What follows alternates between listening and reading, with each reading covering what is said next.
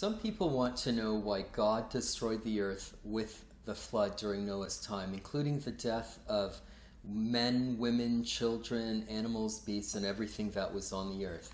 Well, for that we begin with Genesis 6, starting at verse 1. And it says, "And it came to pass, when men began to multiply on the face of the earth, and daughters were born unto them, that the sons of God saw the daughters of men, that they were fair.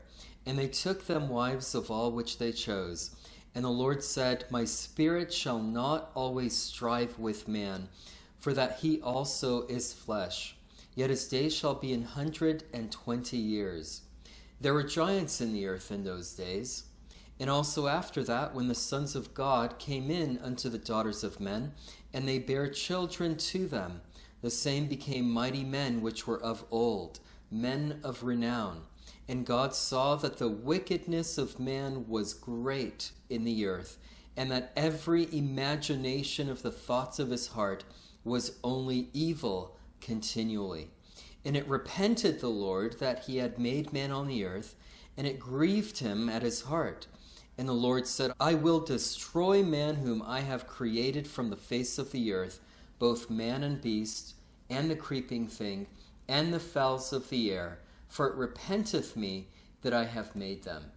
Now, a lot of people take the Nephilim view in that they believe that there were hybrid demi-gods, which were the union of the sons of God, which they consider to be angels, with the daughters of men. But I take a different view. I take the Sethite view. And one way that I answer that question as far as why God destroyed the earth and everything that was in it is because there was violence continually in the earth. And that's exactly what the Bible says. It says in verse 5, "And God saw that the wickedness of man was great in the earth, and that every imagination of the thoughts of his heart was only evil continually." So it was because of the wicked imagination of men's hearts, not demigods, but men, and the violence that they were constantly, performing in the earth and doing in the earth. And you have to understand that during this time, God was preparing the Messiah to come, and he would do this through the holy nation of Israel. He had to set apart a holy nation that would bring about the Messiah, a nation that would be set apart and holy and completely separate from the pagan nations that were around them. And so people say then, well, why would God destroy everybody, even children and men and women and everything that was in the earth? Well, the answer we get from Deuteronomy 7, among many other verses. But Deuteronomy 7 begins, "When the Lord thy God shall bring thee into the land whither thou goest to possess it, and has cast out many nations before thee, the Hittites and the Girgashites and the Amorites and the Canaanites and the Perizzites and the Hivites and the Jebusites, 7 nations greater and mightier than thou. And when the Lord thy God shall deliver them before thee, thou shalt smite them and utterly destroy them. Thou shalt make no covenant with them, nor show mercy unto them, neither shalt thou make marriages with them. Thy daughter thou shalt not give unto his son, nor his daughter shalt thou take unto thy son. For," and here's the reason, "for they will turn away thy son from following me, that they may serve other gods. So will the anger of the Lord be kindled against you, and destroy thee suddenly. But thus shall ye deal with them. Ye shall destroy their altars, and break down their images, and cut down their groves, and burn their graven images with fire." Verse 6, "For thou art an holy people unto the Lord thy God. The Lord thy God hath chosen thee to be a special people unto himself, above all people that are upon the face of the earth." So now this was after the flood, when they were going in to possess the promised land, but it was the same exact reason that he destroyed man before the flood or during the flood, because he wanted a holy and a separate nation set apart for him before the Lord. Now, on the other side, people who take the Nephilim view that these were demi-gods, hybrids between fallen angels and men, will say, well, no, they did that God destroyed them because all flesh had become corrupt in his sight. And so they take all flesh, we see it here in Genesis 6, they take all flesh to mean that DNA and that bloodline had become corrupt. But that's extrapolating and doing eisegesis to the Word of God, because there's nowhere in here that talks about demigods or that the DNA or the bloodline had become corrupt. Literally, it was that the line of faith, which was of Seth, had become corrupt. Because they were marrying these daughters of the sons of God, which were the line of Seth, the believers, were marrying the daughters of men, which was from the ungodly line, and those who were not of faith and who did not believe the Lord and his promises. And so they would then begin to corrupt the sons of God, and this holy nation of Israel wouldn't come about as a pure and holy nation as God had promised. And again, people will say, well, why destroy kids and babies? Well, because those babies would have grown up to be evil, pagan, demon-worshipping, devil-worshipping, pagans who would have led God's people astray. And so you have to understand that these were pagan cultures that were sacrificing babies to devils and were committing abominable acts that was, horrific in God's sight, and God did not want them perverted, his own people perverted by these pagan religions and pagan cultures. We see that the same thing happened with Samuel. In 1 Kings 11, 1 through 2, it says, "But King Solomon loved many strange women, together with the daughter of Pharaoh, women of the Moabites, Ammonites, Edomites, Zidonians, and Hittites. Of the nations concerning which the Lord said unto the children of Israel, Ye shall not go into them, neither shall they come in unto you. For surely they will turn away your heart after their gods." See, that's exactly when the sons of God went into the daughters of men, their hearts were turned away from the Lord, and their imaginations became wicked continuously. It's like Romans 1, where the pagans, were worshiping these idols, and it says that their imaginations had become vain and wicked. It was because of what they were worshiping, not because they had corrupt DNA or were demi-gods or, these hybrid offspring of fallen angels and men. That's just not the case. And so in verse 4, "For it came to pass when Solomon was old, that his wives turned away his heart after other gods, and his heart was not perfect with the Lord his God, as was the heart of David his father." So we see that. We see it again in Nehemiah. There's another passage that, again, we see this repeated. It's this narrative that God wanted to set up a holy nation that was undefiled by the pagan cultures around them. Nehemiah 13, verse 23, "In those days also saw I Jews that had married wives of Ashdod, of Ammon, and of Moab." This is Nehemiah speaking. "And their children spake half in the speech of Ashdod, and could not speak in the Jews' language."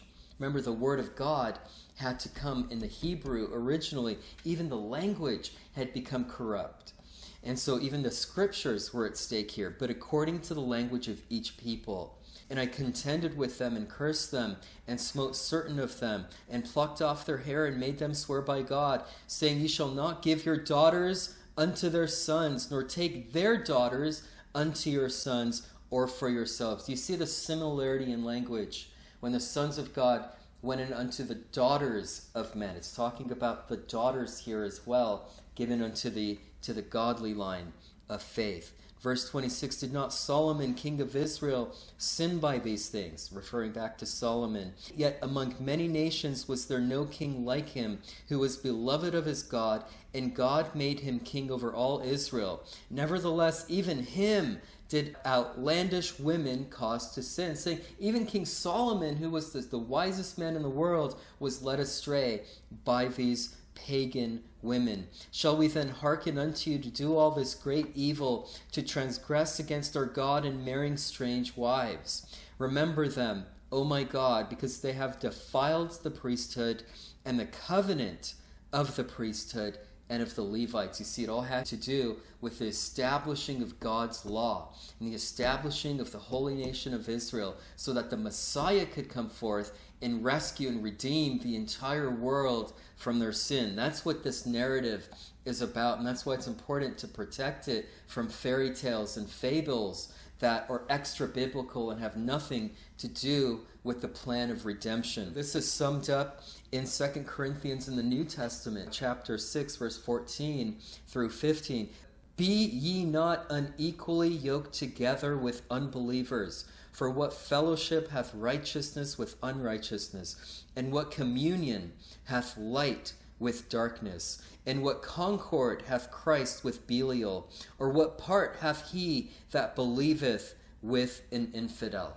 So we see it in the Old and in the New Testament. God does not want us to yoke together with unbelievers, especially when it was imperative that the holy nation of Israel come about to bring about Jesus Christ, the Messiah.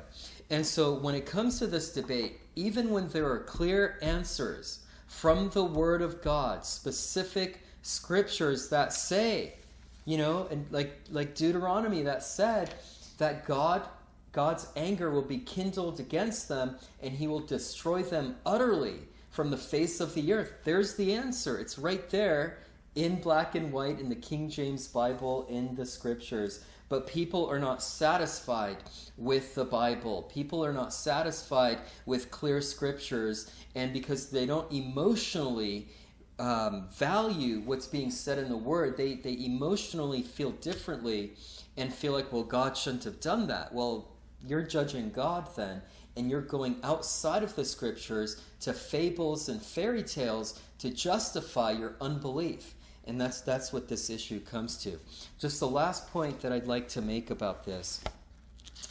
Genesis chapter 5. You have to keep in mind the entire narrative of the Word of God. Actually, Genesis 4 outlines the line of Cain, which was the ungodly line. And they were not, trusting in God by faith as a whole, that line.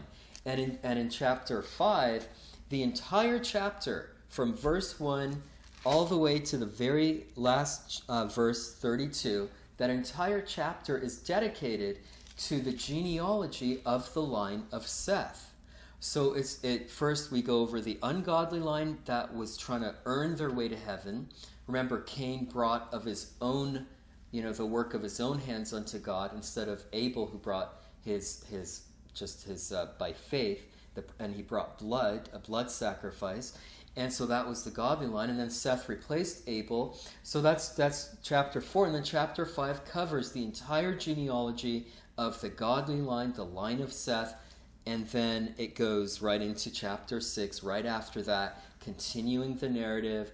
It talks about how, the sons of God, which are the Sethite line, took unto themselves from the daughters of men, which were not the godly line, because only the believers are called sons of God. And that was why their hearts were turned away from God. Their thoughts became, and their imagination became wicked continuously. There was violence throughout the entire earth, and that's why God destroyed the earth. And God saw that the wickedness of man was great in the earth, and that every imagination of the thoughts of his heart was only evil continually. So that's why God destroyed the earth, not because of Nephilim DNA, but because of wickedness. And that's the Bible. And one more thing I'd like to add. In Genesis chapter 8, when Noah gets off of the ark after the flood, God makes a promise to man, to Noah. And this is what he says in verse 21, after Noah makes a great sacrifice unto the Lord. Verse 21, it says, And the Lord smelled a sweet savor, and the Lord said in his heart, I will not again curse the ground any more for man's sake, for the imagination of man's heart is evil from his youth. Neither will I again smite any more everything living as I have done. So God again repeats the same exact phrase, that it's the imagination of man's heart that's evil, and that was the exact reason why he destroyed the earth. There's no mention of hybrid Nephilim. There's no mention of corrupt DNA. All of that is extra biblical.